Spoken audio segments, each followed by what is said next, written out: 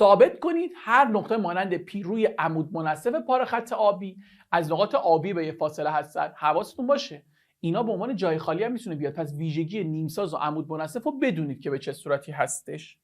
خب هر نقطه مانند پی روی عمود منصف پاره خط آبی. پس دوباره باز یه فرض دارم، یه حکم دارم. فرض من چیه؟ اینه که این الان عمود منصفه، پس در نتیجه آسی با سی بی برابره.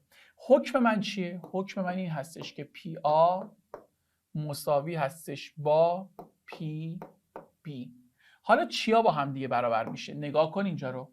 بریم آقا اینم بذاریم یک، اینم بذاریم دو. اول این که پی سی تو جفتشون مشترکه، پس پی سی مساوی است با پی سی.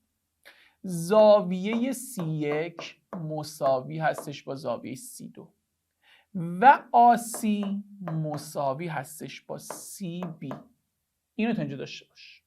حالا به حالت دو ضلع و زاویه بین دوتا مثلث پی آسی و مثلث پی بی سی با همدیگه چی هستن؟ هم نهشت هستن. بریم سراغ تساوی اجزای نظیرشون. تساوی اجزای نظیرشون چی میشه؟ میتونیم بگیم پی آ مساوی هستش با پی بی که همین خواسته مسئله مونه.